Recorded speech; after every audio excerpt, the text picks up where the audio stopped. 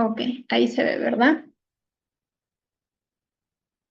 Sí, sí se ve, doctora. Ok, listo. Entonces, bien, como les decía, esto de todas maneras es aplicable pues, a todas las enfermedades, porque si bien es cierto, las enfermedades raras o huérfanas hoy en día, o sea, no es cotidiano en la práctica clínica en cuanto ustedes revisan. Se los digo porque eso es lo primero que uno piensa, o sea, cuando ves casos interesantes, van ustedes viendo casos interesantes como en el hospital, en sus rotaciones. De todas maneras, cuando ven este tipo de enfermedades que son eh, o sea, que no se ven que hasta el mismo equipo médico no se sorprenden, comienzan a realizar un protocolo distinto para el manejo. Es importante de todas maneras que se tenga bien en claro los puntos de las guías, ¿no? Para que pues puedan aplicarlo tanto a cualquier caso interesante como pues a una enfermedad rara o huérfana, ¿no? Entonces, bueno, este gráfico lo traigo a colación porque digamos que en nuestro día a día, ya ustedes dentro de poco, ¿no? Cuando sean médicos, en nuestra práctica clínica hoy en la era de la medicina basada en evidencia, esto es como, digamos, el flujo normal, ¿no? Hay investigaciones sobre una enfermedad, sobre un problema en salud. De eso se pueden desarrollar de repente guías de práctica clínica o información, ¿no? Sobre esta enfermedad. Y luego se genera, y luego basándonos en eso es que generamos decisiones clínicas, ¿no? Entonces, toda esta investigación, todo ese background, la literatura que nosotros tenemos termina transformándose en información eh, para que sea aplicable a nuestros pacientes, ¿no? Sin embargo, en el caso de los reportes de caso, ¿no? Los case report, digamos que el sentido es un poco al revés, ¿no? A partir de la práctica clínica o a partir de lo que nosotros vemos con el paciente, en nuestra interacción con el paciente, es que vamos a formular una investigación, vamos a formular un paper, eh, vamos a formular este tipo de estudio que viene a ser más corto, más conciso que un artículo original, que otros tipos de estudio. Probablemente uno de los tipos de investigación más simples, pero como les digo, va en torno en un sentido diferente, ¿no? Que, que lo cotidiano que mencionábamos antes, que era más bien nosotros estudiar sobre, y ver sobre las actualizaciones en medicina para aplicarlo, ¿no? Aquí va en el sentido contrario y hago esta reflexión porque lo tenemos como responsabilidad como médicos, justamente este otro sentido, ¿no? Como deber que estemos bien actualizados. Esta es una frase que siempre le hemos escuchado, ¿no? Que el médico siempre está actualizado, que el médico siempre está estudiando, que el médico siempre, ¿no? Está como con lo último que sale y bueno, la medicina es una de las disciplinas que más está actualizada, pero también como deber tenemos esto, el generar, ¿no? Y el generar a partir de qué? De algo tan bonito como es nuestra interacción con los pacientes también es interesante. Entonces, eh, un reporte de caso, ¿no? Viene a escribir, como ya deben de saberlo, un caso individual, ¿no? Hago énfasis en un caso especial, ¿por qué? Porque si bien es cierto, enfermedades raras o huérfanas, eh, como su mismo nombre lo dice, son raras, o sea, es es muy difícil que lo veamos en el contexto de, digamos, toda la carrera. Yo creo que solamente he visto, y no he visto, o sea, cuando estaba en el hospital hubo un caso de sarampión, justo me acuerdo cuando también estaba rotando en el 2 de mayo, y ya, y eso fue en los 6 años, ¿no? Este, y bueno, fue un brote, ¿no? De ahí otras enfermedades eh, no las he visto, sin embargo, hay enfermedades que no están reportadas. Entonces, hay que tener mucho ojo con eso, porque si bien es cierto, podemos estar frente a una enfermedad huérfana que de todas maneras ayuda mucho en, ayuda mucho a la creación de información. Es importante, sí, que tengamos en cuenta que hay casos que son especiales, que podemos encontrar cotidianamente y que no necesariamente están reportados. Entonces, eso también, ¿no? Para tener mucho ojo con ese tipo de casitos. Porque eh, siempre digamos, en la cadena de reportes antiguamente, yo me acuerdo que bueno, antiguamente digo, en mis épocas cuando estaba estudiante, bueno, de interna sobre todo, que pues estás más tiempo en el hospital. em, los, doc- Cuando hay un caso particular, especial, ¿no? Diferente, los doctores, eh, si un doctor tiene una característica de hacer investigación, va a decir, ok, este casito hay que reportarlo, ¿no? Este casito hay que comenzar a redactarlo. Entonces, de la primera persona, así sea que en su servicio hagan investigación o no, probablemente la primera persona que quiera reportar ese caso, que quiera hacerse cargo de redactar ese casito, suelen ser los residentes. Por excelencia, los residentes, ¿no? La mayoría de reportes de caso, de información vertida, mucho es de los residentes, ¿no? Bueno, hablando con información de Estados Unidos, se dice, ¿no? Que en la etapa médica, desde estudiante hasta que se es médico, en el momento en el que más una persona lee mayor cantidad de artículos de literatura científica es cuando es residente. Y esto es aplicable también para la redacción de artículos, ¿no? Entonces,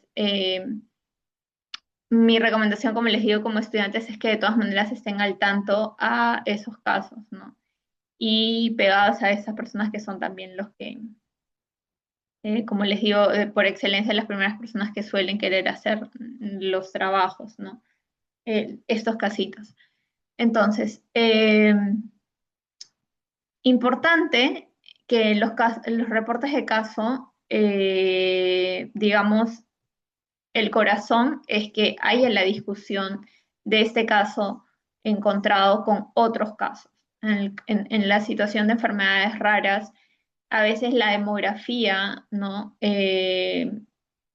Hace que las presentaciones varíen, ¿no? Las altitudes, las razas, ¿no? Puede que haga que haya cierta varianza. Entonces, eso es el corazón, eso es como la yema de los reportes de caso, ¿no? Porque nosotros podemos encontrar una enfermedad rara o huérfana, pero se han reportado de repente en otro país. Esto no quiere decir que nosotros no lo reportemos o que ya no lo reportemos porque se ha reportado, sino qué de diferencia o qué contraste y relación nosotros podríamos hacer con este caso, ¿no? Que se ha presentado realmente en nuestro país o se ha presentado después de muchos años después, ¿no? Ver los diagnósticos diferenciales también.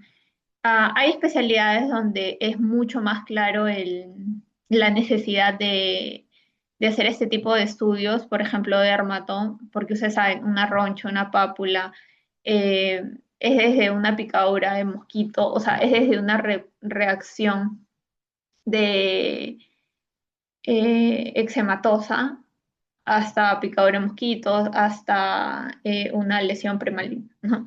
Entonces, por eso es que también, ¿no? Como estos tres conceptos son lo más importante de nosotros, que nosotros debemos de tener en cuenta cuando queremos decir, ok, este caso eh, vale la pena ser reportado, ¿no? Plantear también las opciones de tratamiento, porque eh, muchas veces, por ejemplo, ¿no? Con COVID, y si ustedes vieron Grey's Anatomy cuando comenzaron los primeros casos, eh, claro, los primeros estudios en COVID, en ese momento que salían, pues no diariamente, prácticamente, los estudios que se hacían, en Estados Unidos se comenzó a utilizar muchos antivirales, ¿no? Obviamente antivirales que no estaban diseñados para virus respiratorios, eh, bueno, para un tipo de virus como el COVID, pero sí para otros, ¿no? Entonces comenzaron a utilizar. ¿Cuál es la realidad de nuestro país y de Latinoamérica? Que no existen prácticamente los antivirales eh, en esa magnitud como se manejan en otros países, ¿no? Entonces, ¿era una opción de tratamiento aquí? Para nosotros, absolutamente no, no. Por eso que se comenzó con el tema del ivermectin y, bueno, todas esas cosas que pasaron, ¿no? Pero ¿por qué? Porque la literatura en ese momento, la información, los reportes de caso, todo lo que, las series de casos que comenzaron a brindar bien a bien, ¿no? Era muy válida y nos reflejaba esperanzas, ¿no? A la mejora de los pacientes y todo, y estábamos hablando de los primeros casos, ¿no? Pero en válida, importante, alentadora, pero no aplicable en nuestro territorio. Entonces, por eso es que es importante eso, ¿no? También ver el tema de las opciones de tratamiento, no necesariamente porque le funcione a esa persona y bueno, ese otro tratamiento le puede funcionar también a esa misma enfermedad, sino también por la disponibilidad de tratamientos, ¿no? Que es una brecha que seguimos teniendo nosotros. Y bueno, no está acá, pero más adelante lo vamos a hablar, también hay una brecha en cuanto a pruebas diagnósticas, ¿no? Entonces, por eso nunca está de más eh, fijarnos, así encontremos de repente un case report de la enfermedad que tenemos, cuál de estos puntos podrían ser, hacer la diferencia, ¿no? Y enriquecer incluso mucho más la discusión sobre las diferencias, ¿no? Entonces, datito interesante es que la forma más, es una de las formas más antiguas, si no la más antigua de comunicación médica, ¿no? Recordemos que vivimos en la era de revisiones sistemáticas, de metaanálisis, los que estuvieron la charla hace poco que di, hablábamos, y hoy en día se habla mucho, ¿no? De la más alta evidencia, ¿no? Los niveles más altos de evidencia, revisiones sistemáticas, reportes de caso, metaanálisis, ¿no? Pero recordemos que no por eso podemos, y qué bueno chicos que hagan charlas justo de este tipo, ¿no? De estudios que también siguen teniendo en la actualidad una importancia eh, marcada para la literatura, para la educación médica, ¿no? Que no porque esté a unas escalas, digamos, más abajo, porque sea un documento más sencillo, quiere decir que ya ha perdido validez, al contrario, ¿no? Es de los reportes de casos en los que nos vamos a seguir valiendo incluso para hacer justamente revisiones sistemáticas, metaanálisis, ¿no? Entonces, no por algo es la forma más antigua, pero eso, como les mencionaba, no quiere decir que no sea actualmente válida, ¿no? Para que se siga haciendo. Eh, ¿Por qué aún, no? Hacerlo, porque cuando nosotros tenemos una enfermedad o vemos un problema en salud, no necesariamente tenemos que esperar hasta encontrar una casuística grande, ¿no?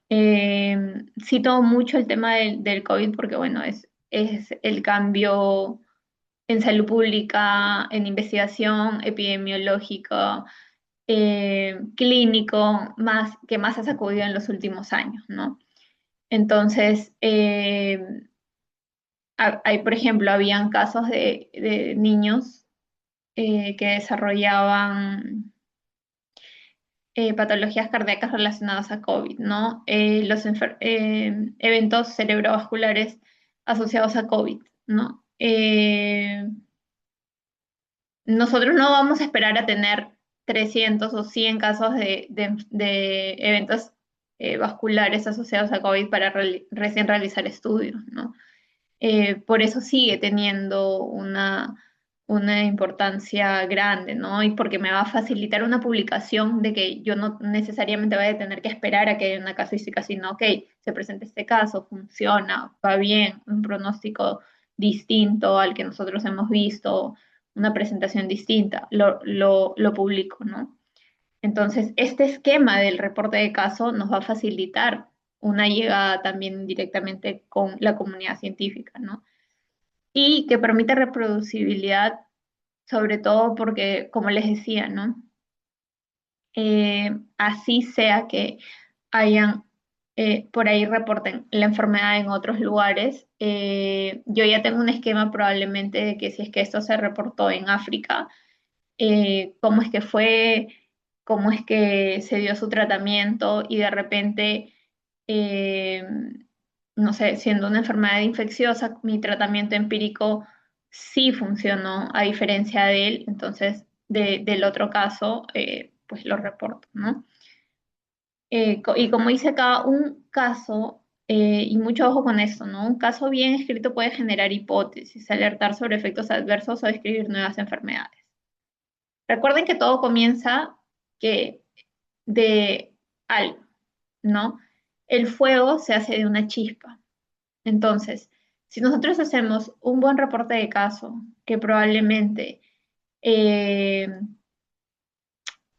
no tengamos de repente las herramientas para hacer estudios de gran magnitud, pero vemos que hay una problemática, no tanto el reporte de caso como series de casos, ¿no? Que son más de un individuo, pero vemos que está surgiendo, ¿no? Haciéndolo bien, podemos deshojar, podemos aperturar a que pueda generarse probablemente mayores estudios más adelante. Sé que esto es bien cliché porque en la mayoría de conclusiones siempre ponemos, ¿no? ¿Cuál es, no sé, la importancia de tu estudio? Generar mayor evidencia, mayores estudios. Pero bueno, como les dije, chicos, ¿no? Por ejemplo, el COVID partió de eso, de un caso, del reporte de, ok, este paciente comienza a presentar esto, es un virus distinto y bueno, a todo lo que se desencadenó, ¿no? Como les decía, un brote, ¿no? Enfermedades que ya han desaparecido incluso. No solamente es reportarlo como cotidianamente lo sabemos, ¿no? En las noticias, verlos, ¿no? Hay que dejarlo por escrito, hay que dejarlo, ustedes como científicos, como médicos, eh, tienen que dejar constancia de eso, ¿no? Y sobre todo porque uno nunca sabe cuándo se repita o en qué otro lugar del mundo pueda volver a suceder eh, un caso similar, ¿no? Entonces, digamos que en conjunto, lo que les decía, ¿no? Me gusta este gráfico generado porque de lo pequeño, ¿no? Hasta lo que podemos llegar a ser, ¿no? Eh, desde desde un caso en un lugar inhóspito, ¿no? En un área inhóspita, desierta, de la que de repente no sabemos mucho, podemos llegar a generar un caso que de repente genere mucho impacto, ¿no? ¿Cómo? Obviamente siguiendo una estructura, adheriéndose, que es el centro de esta presentación, ¿no?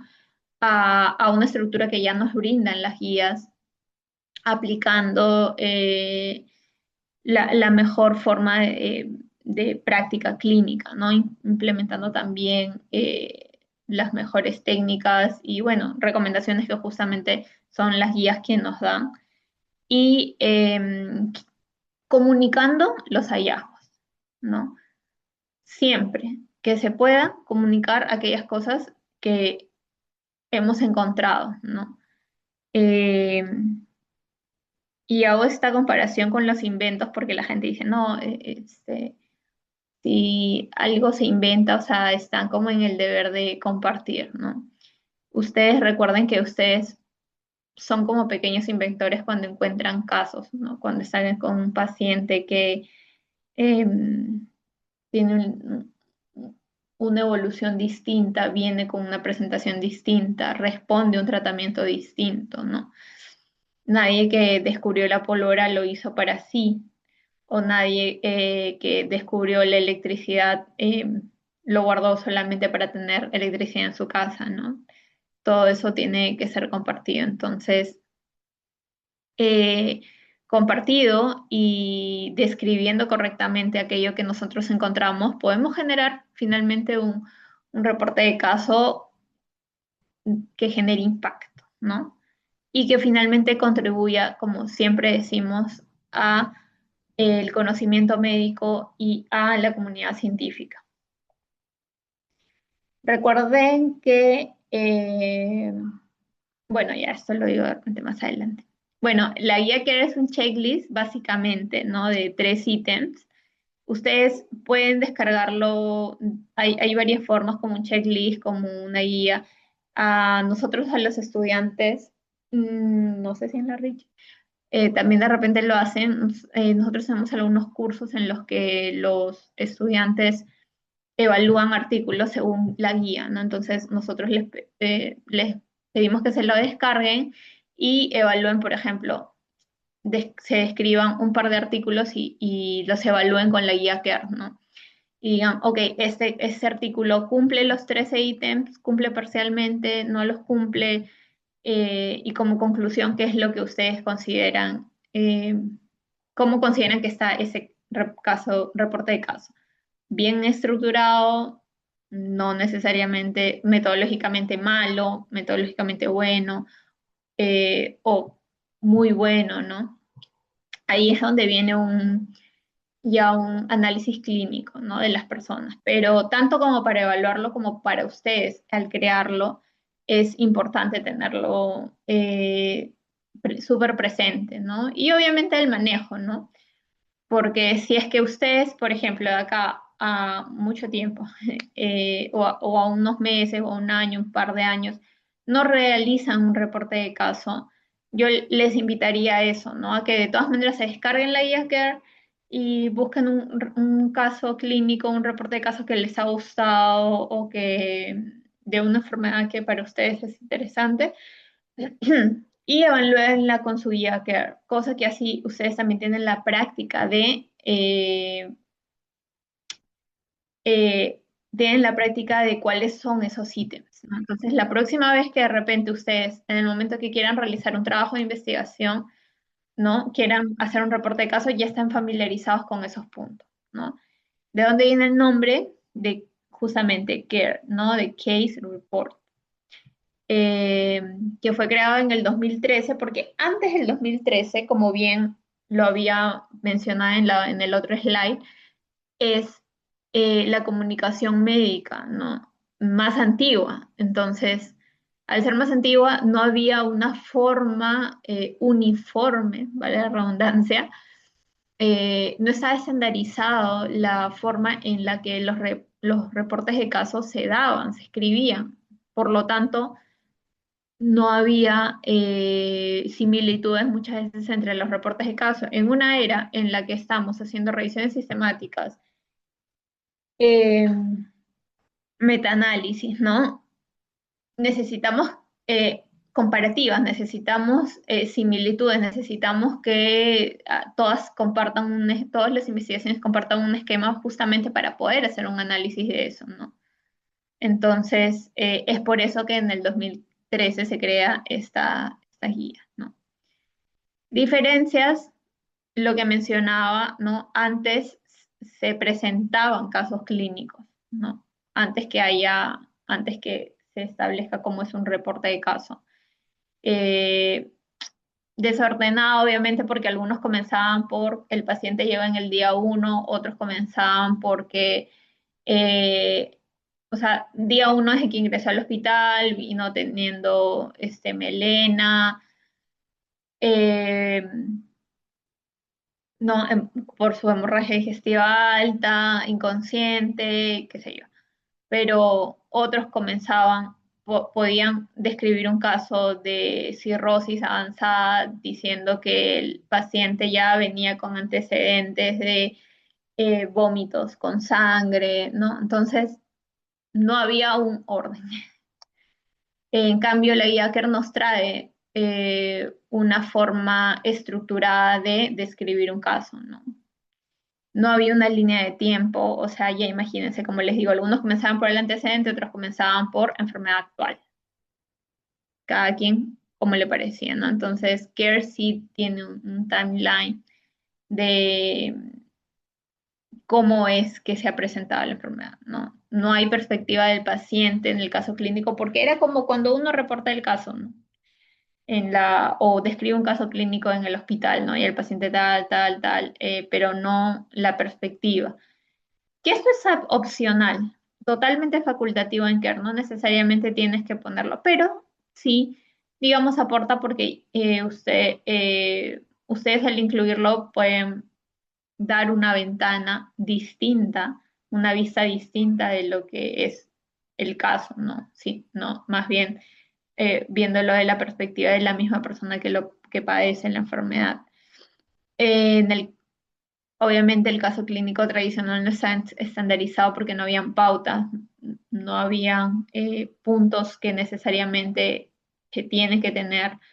En cambio, el CARE ya nos trae un checklist, ¿no?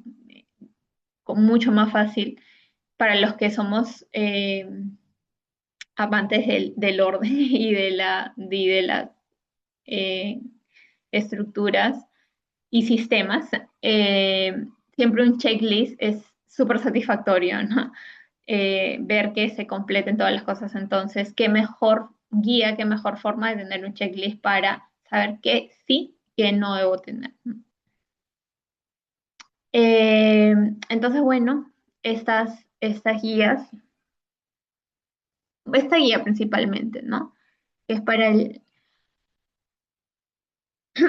para los reportes de caso, eh, tienen sus traducciones, sí. El original obviamente está en inglés, pero también tiene algunas herramientas extra, que es lo que voy a explicar ya al final de la presentación. Básicamente es esto, como les decía, ¿no? Ustedes lo pueden descargar y cuando vayan haciendo su reporte de caso, viendo que pues todo incluye y todo esté bien. Eh, pero también cuando están evaluando casos, reportes de caso, imaginémonos que ustedes están haciendo una revisión sistemática de reportes de caso de eh, mioma, ¿no? De miomatosis en gestantes. Eh, claro, ustedes van a ir evaluando probablemente los 100, 200, 500 o 30, 50 reportes de caso que encuentren para incluir en su revisión sistemática, ¿no? Entonces ya no funciona como un checklist, digamos, para que ustedes lo elaboren, sino más como un checklist de evaluación, ¿no? Como les decía, siempre tenganlo presente para ambos casos, ¿no? No solo para cuando ustedes van a crear un reporte de casos, sino para evaluar. Ustedes son médicos, van a ser médicos, son investigadores, son agentes de ciencia, entonces también hay que evaluar lo que leemos, ¿no? Para ver si eso está completo. Entonces, he dividido como en tres partes los 13 puntos del CARE. Uno que habla del contexto, de la generalidad, un poco del reporte, o sea, del caso en sí, la descripción netamente del caso, que obviamente contiene gran parte de los puntos, y el análisis, que es obviamente donde viene la parte científica, ¿no? Toda la primera parte es un poco más clínica, bueno, especialmente la segunda parte es la parte más clínica, eh, médica, por decirlo así, y ya la última parte es la parte pues más científica. Entonces, esta parte del contexto incluye esos tres primeros, que vienen a ser el título, las palabras claves y el resumen estructurado que va a contener, obviamente, el contexto y todo ya resumido, vale la redundancia, el caso clínico, ¿no? Entonces, en el título recordar que siempre, y eso lo dice la guía, hay que incluir reporte de caso, ¿no? En el título. Ah, haciendo una comparativa con otros estudios antiguamente, antes, yo todavía cuando, ya no creo que lo enseñen como metodología de investigación, ¿no? Pero antes los títulos de un trabajo de investigación tenían que responder las 5 preguntas, ¿no? El qué, cómo, el dónde, el cuándo. En cambio ahora ya no, ¿no? Tú puedes poner un título de tu investigación que sea llamativo, que sea novedoso, que sea para que puedan leer tu artículo, ¿no? No necesariamente tienes que poner esas preguntas, ¿no? Pero en los reportes de casos sí, siempre hay que poner... em, Este, por ejemplo, ¿no? Yo tengo uno que es un síndrome de Gitelman. Síndrome de Gitelman, primer caso reportado en Perú. O reporte de caso, 2 puntos, ¿no? Síndrome de Gitelman, primero, ¿no? O ya sea que pongamos reporte de caso al inicio como al final, hay que incluirlo. Las palabras claves, a partir entre 2 a 5 es lo normal, ¿no? A veces los reportes de caso no tienen mucho, no tienen muchas palabras claves porque obviamente es una enfermedad, no estamos buscando asociaciones, no estamos buscando relación, ¿no? De dos outcomes en una población distinta, ¿no? Es simplemente una enfermedad.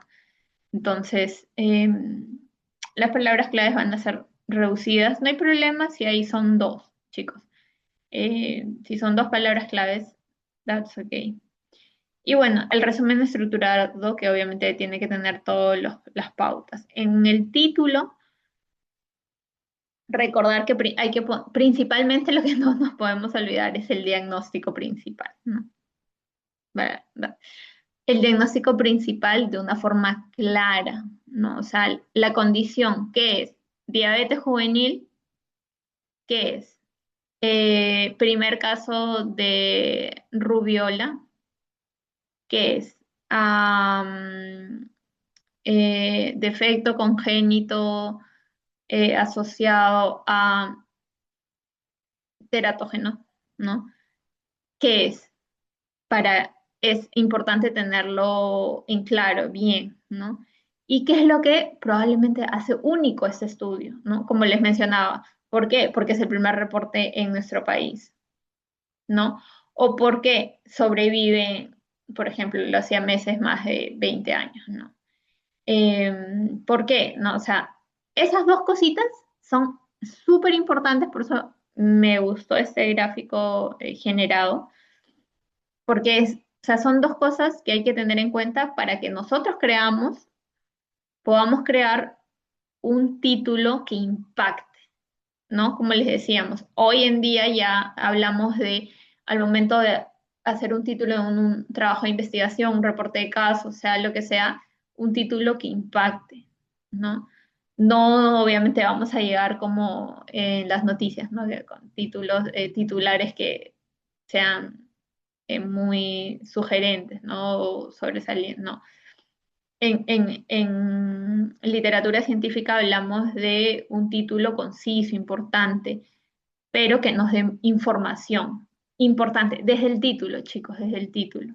Las guías por eso son tan buenas hoy en día, porque desde el título han hecho que los estudios desde el título sean claros, ¿no?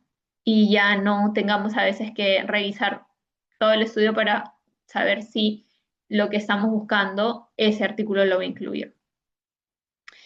Eh, bueno, las palabras claves ya sean, y luego viene el resumen estructurado, que va a contener la introducción, la presentación del caso, las intervenciones que ha tenido probablemente el paciente, el resultado y la conclusión, que es obviamente todo ya el estudio, ¿no? pero de forma abreviada. Entonces, em, todos esos lo vamos a ir explicando más adelante, pero importante saber de que así como en cualquier tipo de estudio, también hay que hacer un resumen, ¿no?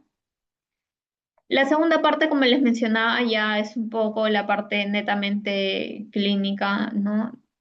Eh, médica, que ya es la descripción del caso.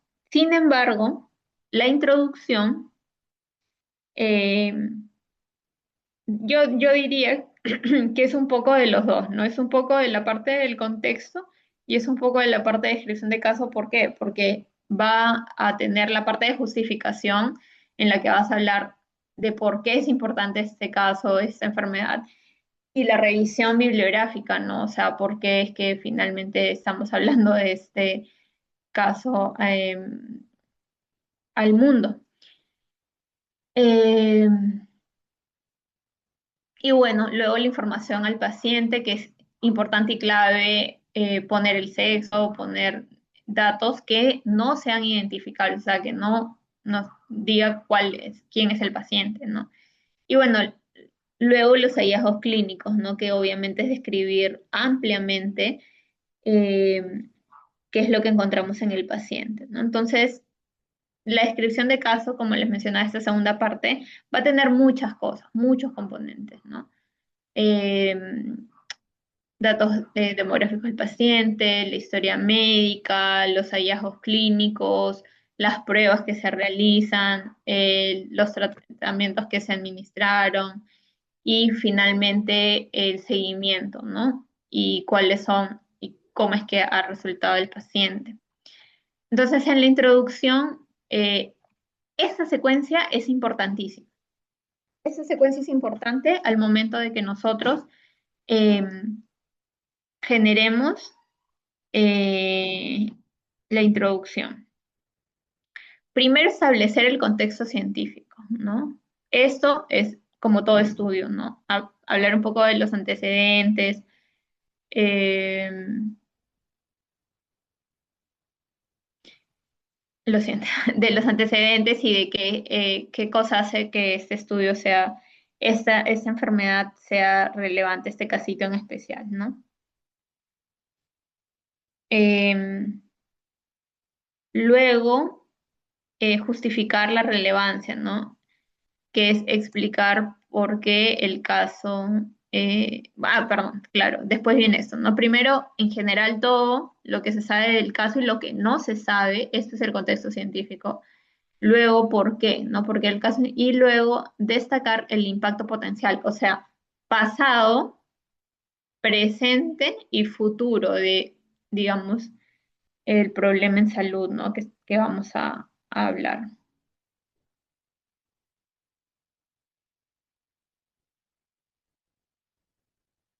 La información del paciente.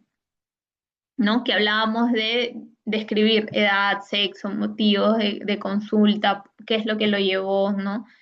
Y antecedentes que sean relevantes del paciente sin dar datos de identificación, ¿no? Sin dar nombres,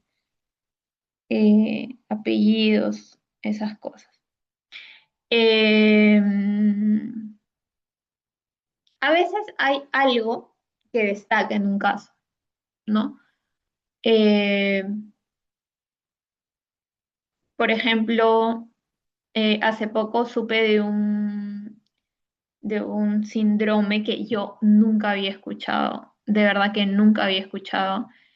Y se trataba de una enfermedad que da a bueno, eran los cartílagos, ya no me acuerdo bien el nombre, ahorita lo voy a preguntar. De repente me acuerdo. Bueno, que daba los cartílagos, era una persona pequeña. eh, y no había no era cáncer benigno, no era condroplasia, no era nada de las enfermedades comúnmente, ¿no? Que vemos. Entonces, pero esta persona llega ya de adulta, o sea, toda su infancia nunca tuvo un problema por esto. Entonces, de ya como adulto decide realizar actividades, incluso outdoor, ¿no? O sea, actividades de deporte, ¿no? Extremos, como a veces les llama. Ya esto generó, sí, fue un desencadenante, ¿no? Entonces, muchas veces los motivos de consulta no necesariamente son lo que hace que las personas lleguen, como les digo, ¿no? Como esto, que es porque ya la persona al momento de, ¿no? De desarrollar otro tipo de actividades ha tenido la clínica, ha tenido los síntomas. Eh, Otro caso, por ejemplo, interesante, ¿no? No sé si ustedes vieron el caso de una chica que estaba en la tele de Sheila Rojas, su hijito, cuando nace, y justo ese parto fue televisado. Se veía que el niño está, cuando nace, la mayoría de niños obviamente no han estado eh, súper arropaditos, por decirlo así, ¿no? Cuando han estado en la barriga, ¿no? Cuando han estado en el útero, la placenta y todo, a veces hay cierta compresión, ¿no? Pero en el caso de la enfermedad de este niño, era muy característico eso, ¿no? Cuando nacen, hay, se nota como si había una fuerza externa que genera una compresión y una rigidez mayor en un niño, mayor de lo que se suele ver en un recién nacido, ¿no? Y eso fue uno de los datos eh, que tuvieron, ¿no? La familia para llegar a hacer un diagnóstico temprano de la enfermedad de ellos. No porque el niño presentara algo, sino por esta presentación inusual, ¿no? Que obviamente eh,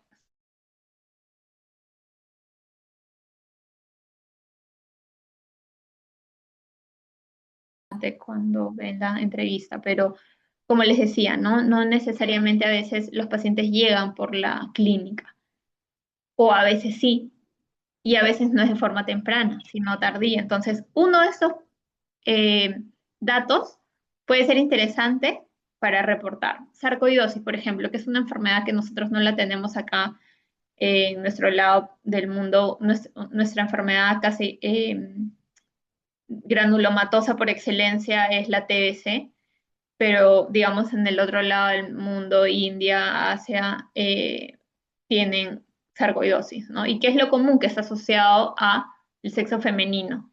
Vemos un paciente sarcoidosis de sexo masculino, ya es, ya es un indicativo para poder realizar un reporte de caso, ¿no? Siguiendo con la descripción netamente del caso, el timeline, que es algo, ¿no? La línea de tiempo, que es esto que tiene ya y CARE nos lo da, lo mencionan como uno de los puntos más importantes, ¿no? Porque finalmente es quien nos orienta, ¿no? Quien nos da orden para nosotros saber qué es lo que fue primero, qué es lo que vino después y así, ¿no? La evaluación diagnóstica es súper importante en un reporte de caso, todos laboratorios, imágenes, diagnósticos diferenciales, todos esa información obtenida en el hospital, analizada en el hospital o generada, eh, bueno, en el centro de salud que se atienda, va a enriquecer un montón, ¿no? La, em, la creación de este caso, ¿no? Luego las intervenciones terapéuticas, las diferentes intervenciones terapéuticas que se hayan podido tener, ¿no? De forma farmacia, de terapia, química molecular, o sea, todas y cada una de las intervenciones que se hayan dado. No sé por qué acá no sale, creo que había algo. Y bueno, luego el seguimiento y resultados, ¿no? El seguimiento porque es que tenemos que ir describiendo también cómo es que a veces no solamente quede en el alta, ¿no? muchos casos sí, pero en su gran mayoría es finalmente cómo es que el paciente siguió, ¿no? Entonces, lo que les decía, la línea del tiempo, CARE nos implementa esto como un punto esencial y la importancia es que sea completo, ¿no? Como les decía, en este caso pongo un ejemplo hasta el alta, pero en su gran mayoría de los casos, eh, de los reportes de casos no están descritos hasta el alta, sino a veces semanas o meses después, eh, justamente para ver la importancia del manejo. Ese es un tipo de línea de tiempo que publican, que pueden poner en un reporte de caso. Cuando son gráficas, ahí eso es un tip, ayuda mucho a generar un impacto en su estudio. Entonces, si ustedes quieren elevar a un nivel mayor su reporte de caso, pueden hacer una línea de tiempo gráfica que ayude a identificar de forma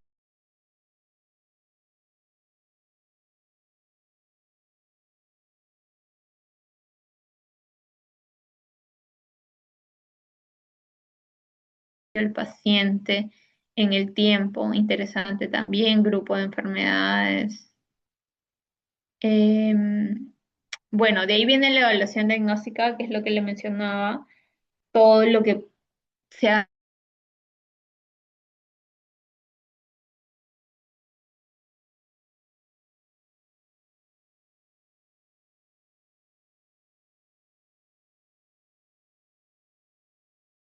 igual, ¿no? Igual aquí es súper importante ir poniéndolo en un correcto orden.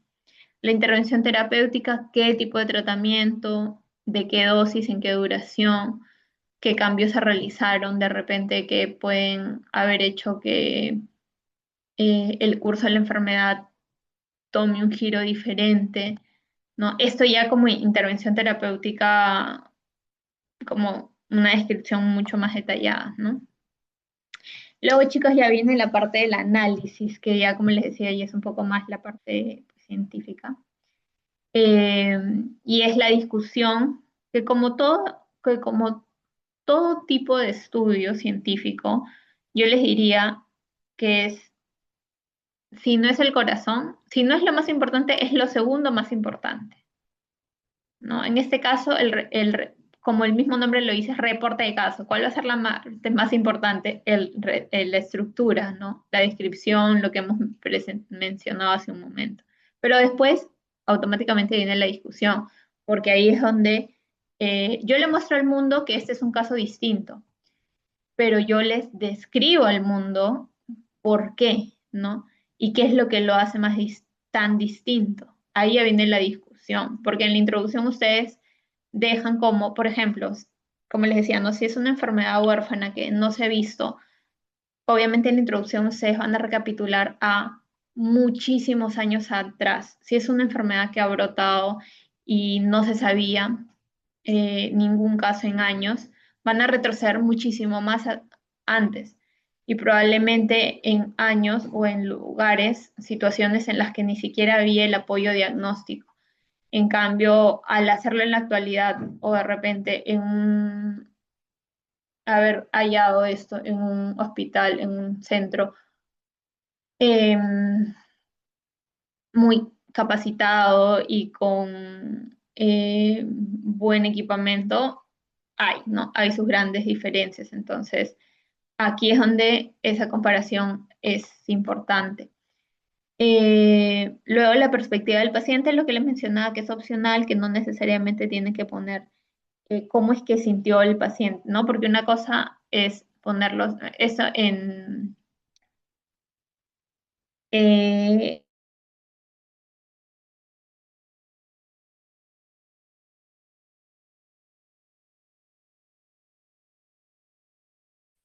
ya, signos y síntomas. Uno se centra mucho en los signos del paciente, ¿no? En qué es lo que presentó, en qué es lo que se vio, pero también la perspectiva no solo son los síntomas, la perspectiva es cómo es que sintió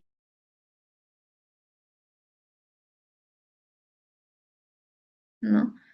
De repente de hacer un montón de actividades a no poder caminar, ¿no? ¿Cómo fue este cambio, no solamente a nivel físico, sino psicológico? Una parte muy interesante para poder incluir en los casos, como les mencionaba de repente en enfermedades raras o huérfanas que casi siempre se reportan cuando son niños o adolescentes, esta perspectiva no se vaya a poner eh, tanto así porque a veces no son niños y es un poco más delicado el tema de la atención. Recuerden que siempre pedimos consentimiento informado. Cuando lo pedimos para el niño hay que hacer un asentimiento informado. Bueno, un menor de edad, ¿no? Y bueno, como mencionaba justo, el consentimiento informado, ¿no? Que es algo que también tiene que estar incluido finalmente. Bueno, es último, pero también es una de las cosas más importantes porque créanme, chicos, que algunas revistas, si es que no está el consentimiento, por más que sea un caso muy interesante, no va a tener chance de publicación. Entonces, siempre, siempre, siempre, siempre recordar de que es importante. Como les decía, la discusión, que es una de las partes más claves de, de todo este tipo de estudio y sobre todo de un reporte de caso, nos va a dar la interpretación de aquellos hallazgos que nosotros tenemos, ¿no? O sea, qué es lo que hemos encontrado e interpretarlo. Ahí viene a hacer cómo es que ustedes ponen en práctica ese lado de investigador, ¿no? Entonces, muchas veces, a veces uno se queda, y a mí me pasaba las primeras veces que hacía trabajos. Ojo, muchos artículos a veces no salen a la luz, chicos, ¿no? Espero que en sus casos no, espero que todos los que se propongan salgan. Pero cuando fui estudiante, realicé varios trabajos o comencé a hacer algunos reportes de caso que iban a salir a la luz, pero me acuerdo que me quedaba en la parte de discusión así como un escritor cuando no sabe cómo va a ir su siguiente capítulo, ¿no? Pensando, pensativa y viendo, ¿no? Cómo hacer. Pero chicos, eso se soluciona de una forma muy sencilla, empapándote de la literatura, empapándote de los artículos. Mientras ustedes más lean, esto lo aprendí por fuera, este, cuando fui corresponsal del diario El Comercio, no era una redacción científica, no era lo que estamos hablando, ¿no? Es otro tipo de escritura, es otro tipo de lectura, pero ahí lo aprendí así, ¿no? Mientras más leas, mejor escribes. Entonces, es aplicable, créanme, en literatura romántica, en literatura periodística y en literatura científica. 100% aplicable. Entonces, esa es la solución. Cuando a veces en la discusión que viene a ser una parte importante, pero como les digo, también muy demandante de background, de que ustedes sepan conceptos, información, manejen para justamente vertir, ¿no? El contenido en su artículo. Contextualizar la literatura, lo que les decía, ¿no? Obviamente, para eso hay que leer mucho. Implicaciones para futuras investigaciones también, pero ¿de qué forma? O sea, de qué forma va a tomar implicancia cuando son brotes? Es mucho más interesante, ¿no? Porque tú pones la red, ¿no? De contagiosidad que hace que eso sea, cobre mucha más importancia en el cuidado, en la prevención. A veces no necesariamente en las enfermedades raras o huérfanas, pero siempre hay que buscar eso, ¿no? ¿Cómo es que esto va a implicar a que podamos eh, eh, dar pie más adelante? De repente no hacer una búsqueda epidemiológica, pero sí de repente haber el tema de prevención, ¿no? O curas, o mapeo genético, también, ¿por qué no? Implicaciones para la práctica, ya dejando de estas dos implicaciones, como ven, es, ¿no? implicaciones para las investigaciones futuras, o sea, la comunidad científica, implicaciones en la práctica para la comunidad médica, ¿no? ¿Cómo es que esto va a ayudar a que alguien que esté, un médico aquí o en el otro lado del mundo, con un paciente en su consultorio frente, similar al que ustedes han podido reportar, puedan ayudarlo, ¿no? A que ese manejo, ese pronóstico, ese diagnóstico sea mucho más oportuno. Ahí también hay que poner, en este caso, en el reporte, sí, las limitaciones del estudio y las áreas, ¿no? Que podrían ayudar a investigar sobre este tema. Como los mencionaba, cuando hablábamos de la parte de consentimiento, la ética tiene mucha importancia en los reportes de casos. Siempre hay que tomar consentimiento informado. Entonces nosotros preguntamos al paciente por su autorización, el paciente nos lo va a dar y ya con eso nosotros podemos hacer nuestro reporte de caso, ¿no? Siempre. ¿Hay circunstancias especiales? Sí.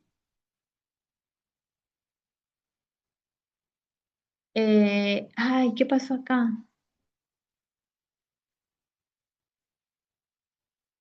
Ay, disculpen, creo que no sé qué pasó acá. Ah, bueno, ¿se ve? Ah, no. Creo que aquí se movió. Ya. Bueno, casos especiales hay. Uno es que el paciente haya fallecido. ¿Ok? Eh, en alguna charla, cuando leí, vi que decían, bueno, puedes consultarlo a los hijos, ¿no? A los hijos del paciente mediante la historia clínica y haces la autorización. Pero no necesariamente. En la escuela americana, ok, el paciente ha fallecido, puedes prescindir, podrías prescindir, ¿no?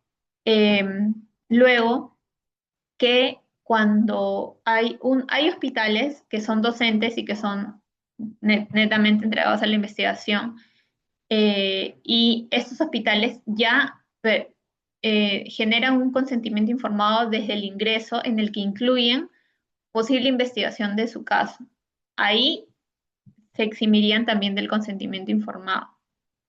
Pero de ahí, el resto de casos, siempre hay que tener consentimiento informado.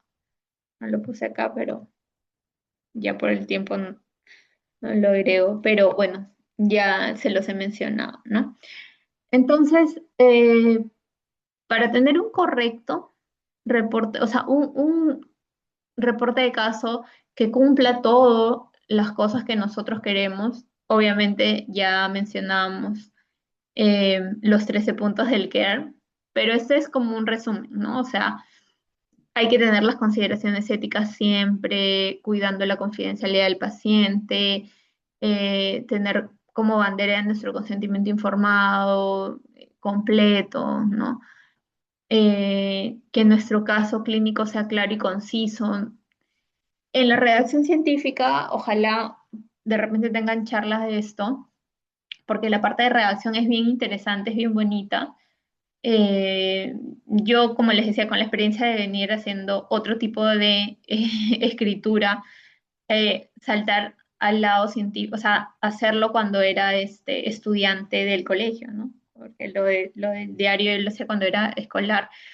Eh, Te das cuenta que son otros matices, es mucho más puntual, es mucho más directo la redacción científica, ¿no? Y sí es cierto que es algo que se entrena. Entonces, como todo, mientras más lo haces, mejor va a ir saliendo con el tiempo. Las ayudas visuales, como les decía, ¿no? Si pueden hacer una línea de tiempo en un esquema muy bonito, muy colorido, ayuda. Es más visual, es más atractivo y puede generar que su estudio sea más citado, más visto, ¿no? ¿Qué es lo que también se quiere, ¿no? Como en el lado de divulgación científica ya cada vez se promueve más esto en los estudios, no que solamente sean las letras y las fotos de las placas, en fin, ¿no? Y bueno, la revisión por pares hay que darle a un doctor o un especialista, un colega, para que nos pueda, a nuestro mentor, ¿no? Para que nos puedan revisar el caso y ver que esté bien redactado, ¿no? O que cumple al menos con las cosas que nosotros queremos. Y súper importante lo que hemos hablado de inicio a fin, adherirnos a las guías, ¿no? Cumplir con lo que nos dice. Para eso son checklists, para cumplirlos y para que nosotros podamos tener una comprensión mejor de que un reporte de caso tiene que ser bien, tiene que ser completo, tiene que ser estructurado y eh, sin saltarnos, ¿no? Cosas. Ahora, la guía es, como les decía, es un checklist que nos va a ayudar en la página web. Ustedes lo pueden encontrar y lo descargan y se ayudan. Pero la misma web del CARE tiene esta herramienta que se llama Care Writer, ¿no? Que es es eh, como un software, pero es online, es netamente en la página web, ¿no? Es como una app, pero en la página que te permite que tú puedas elaborar tu reporte de caso ahí y te da sobre todo las partes, incluso te puede dar ayudas, ¿no? Y si a ustedes les gusta realizar reportes de caso, porque yo me acuerdo cuando era estudiante habían alumnos y viajaba por los congresos, ¿no? Con su CEMUR, veía las otras sociedades científicas habían estudiantes que les gustaban hacer reportes de caso y la mayoría de sus publicaciones eran reportes de caso. Para mí, yo siempre he dicho, no, está bien el tipo de investigación que uno haga con tal, pues que lo haga, ¿no? Eh, esta herramienta les permite tener sus reportes de caso ahí también, o sea, como que, ¿no? Eh, tenerlos ahí de repente si van haciendo en simultáneo y no necesariamente uno y otro, ¿no? Entonces, como ven, es una plataforma eh, en la que ustedes pueden importar su reporte de caso o aquí mismo hacerlo desde cero, ¿no? Y pueden tenerlos todos como archivados también, ¿no? Entonces, digamos que esta es la forma, puedes poner tu título, vas agregando los autores, ¿no? El resumen, las palabras claves, y aquí te va diciendo, ¿no? Hay, por ejemplo, el timeline te da la fecha, entonces tú puedes elegir la fecha e ir poniendo qué es lo que pasó y todo. Y acá hay este apartado de Help and Information, que es en la que te puede dar información, ayuda de cómo es que va haciendo tu redacción, ¿no? Entonces, eh, es una herramienta también muy buena para usted. Como ven, acá están todas las secciones. Entonces, para que ustedes no abran su Word de blanco y vayan poniendo esto, van, pueden ir utilizando, ¿no? Y esta es la web. Y bueno, espero que les haya podido ayudar eh, con la charla de hoy y bueno, dándoles ahí algunos tips sobre el reporte de casos, chicos. Y bueno, como siempre, felicitarlos, darles gracias por su tiempo y felicitar porque siempre estén en busca de información que les nutra y que los haga mejores estudiantes, como digo, no solamente van a ser investigadores, sino mejores estudiantes. Gracias. Muchas gracias también a usted, la doctora Catherine, y especialmente por toda la ponencia, y en particular, yo no sabía que existían páginas así como la que comentó al último, así que muchas gracias por ese tip también. Y bueno, ahora vamos a pasar a las preguntas. No sé si alguien tiene alguna consulta, alguna duda, puede decirlo por el chat o por micro.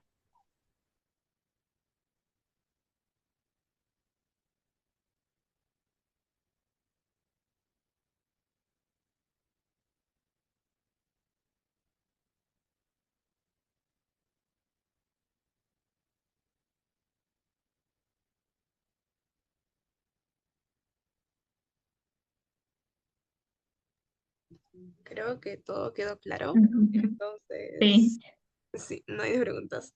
Ah, no, Ah, ahora ok. no. Ya.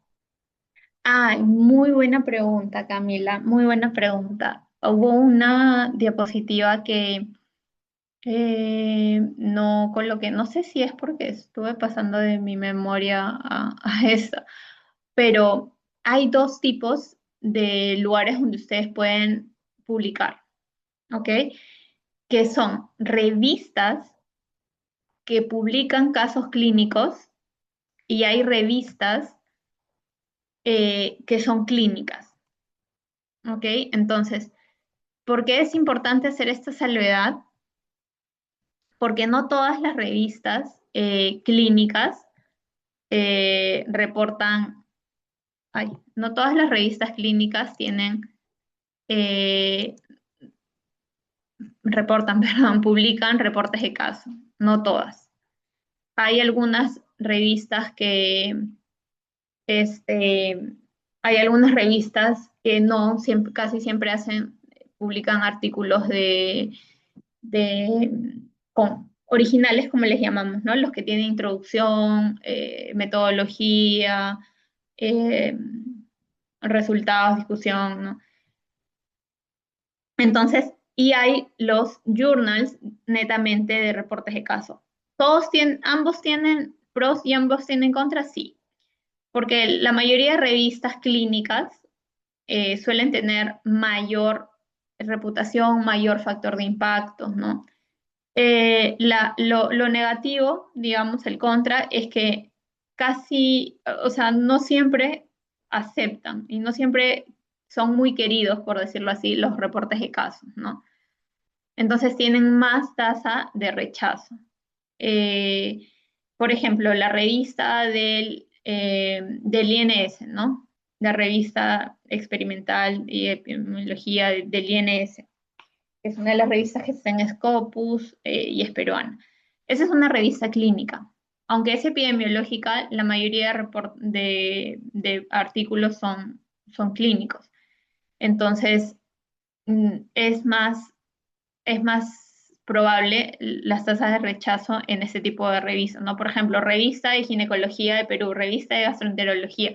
La mayoría de esas revistas eh, que son clínicas suelen incluso ser más largo el proceso de un reporte de caso, a diferencia de los reportes, las revistas que son para reportes de caso, ¿no? Esas son más especializadas, probablemente su tasa de rechazo sea mucho más mínima. Obviamente hay menos, hay menos revistas de ese tipo.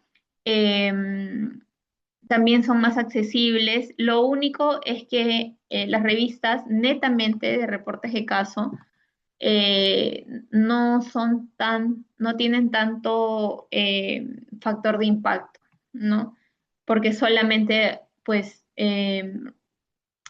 publican reportes de caso, ¿no? Entonces, eh, dependiendo del tema, mi recomendación siempre es, como les digo, vayan a Simago Journal y ahí busquen las revistas, eh,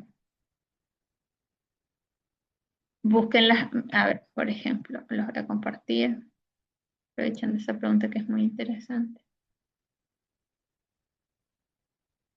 ¿no?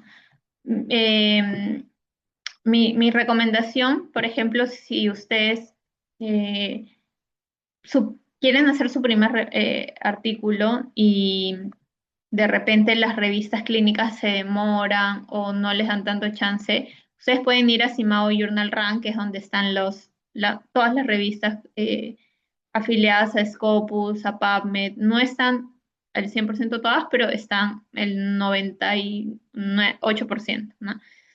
Y ponen Case Report y miren, hay un British Medical Journal de Case Reports, solamente publica Case Reports, Journal of Medical Case Reports también del Reino Unido, este JAD Case Report, no, bueno, no lo conocía, International Journal, ya este es casos, reportes de casos de cirugía, American Journal of Case Report, este creo que es Q1, si no me equivoco. Ah, es Q3. Bueno, reportes de caso en medicina, esos ya son americanos. Y yo, como les digo, sé por hace poco estuve en una capacitación justamente de reportes de caso y eso, estas revistas que son, ven, de reportes de caso netamente, dicen que tienen baja tasa de rechazo porque obviamente publican full reportes de caso, ¿no? Entonces, mi recomendación es que como ven, puedan buscar de repente según su especialidad, si es dermato, si es gastro, ¿no? Lo que sí es que la mayoría de estas revistas son en inglés, ¿no? Entonces, ahí sí tendrían que publicar en inglés, ¿no? Si quisieran hacer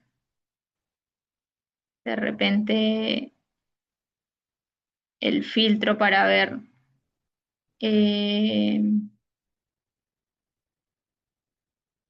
creo que acá no se puede por reportes de caso, ¿no?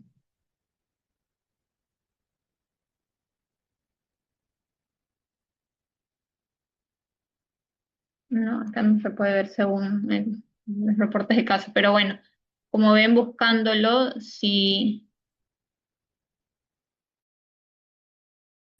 eh, si nunca han publicado un reporte de caso, no en una revista, o sea, si quieren hacerlo en español, porque como les decía, ¿no? Casi todas estas revistas son en inglés, no hacerlo en una revista que sea muy amplia, ¿no? Por ejemplo, eh, imaginándonos que no sea eso una revista de reportes de caso, ¿no?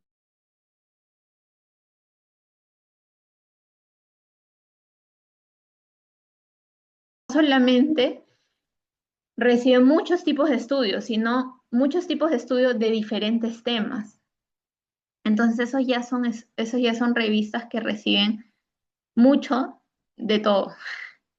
Entonces, por ejemplo, Clinical Medical Insight, ¿no? Si no fuera Case Report, yo no lo recomendaría para un reporte de caso porque son revistas que reciben todos los temas, todas las especialidades, de todos los tipos de estudio, entonces el Case Report termina siendo un poco más rezagado. Pero al ser, por ejemplo, de reportes de caso, uff, ¿no? Con mucho más chance de que pueda ser incluido. Como ven, casi son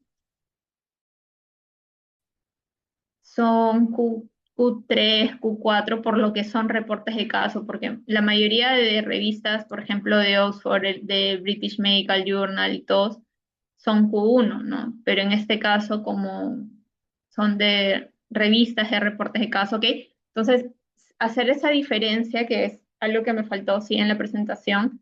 Gracias por la pregunta, Camila.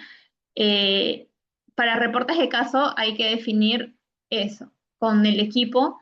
Si lo voy a publicar en una revista de reportes de caso, un journal de reportes de caso o un journal clínico, ¿no? Que son la mayoría de revistas que conozco. Entonces, como ven, miren, siendo una de las mejores revistas a nivel mundial, su revista, o sea, su revista de reportes de caso es Q4, ¿no? Y eso es porque es un poquito más, pero como primer reporte de caso, yo les digo, no sé,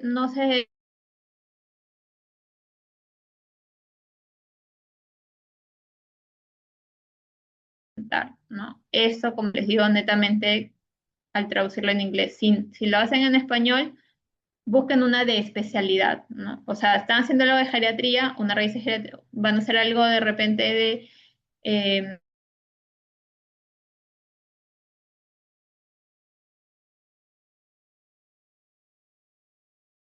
¿no? De tercera o cuarta última opción ya sería que puedan buscar una clínica que sea de diferentes temas, ¿no? Pero, por ejemplo, Gaceta Médica Mexicana, o sea, es muy amplia, ¿no? Entonces, mientras más amplias sean las revistas, menos chances para estos tipos de casos. Entonces, primero, opción, estas revistas. Segunda opción, las de tipo de, la temática según la especialidad. Y tercero ya las otras, ¿no? Eh, Acá está el Care Writer, el que les decía, ¿no? Ustedes ponen ustedes aquí agregan un título, un reporte, ¿no? Que es writer.com y se agrega, ¿no?, al artículo. Entonces, eh, ay, acá por ejemplo agregué uno, y tú le puedes poner, ¿no?, la narrativa para que vayas describiendo, te da la parte del timeline para que hagas y calendarizado, ¿no? Que eso ayuda mucho más a que ustedes tengan que, porque como está calendarizado, tú puedes poner algo de este año y puedes poner algo del año pasado y luego de este año y luego de hace 3 años, y esto automáticamente te lo va a organizar, ¿no? Entonces ahí es una gran ayuda. Y bueno, tienen las otras partes, ¿no? De repente para que no se mareen y si van a comenzar por la narrativa, la introducción o luego la perspectiva del paciente, puedan hacerlo de forma ordenada. Entonces, eso ayuda mucho, ¿no? ¿Qué es lo que debe de haber también? Por ejemplo, ¿no? Te ayuda poniéndote esto, tiene parte de citación, bueno, tiene el checklist del mismo care, ¿no? Entonces sí es una herramienta que puede ayudarlos, y sobre todo porque si ustedes están haciendo, por ejemplo, un reporte de caso, ¿no?, grupal, entonces es una cuenta, es un documento en el cual ustedes pueden incluir a los autores y las personas, poder acceder al artículo, ¿no? Y poder también editarlo juntos. Entonces eso también está bueno. Espero haber podido responder a su pregunta.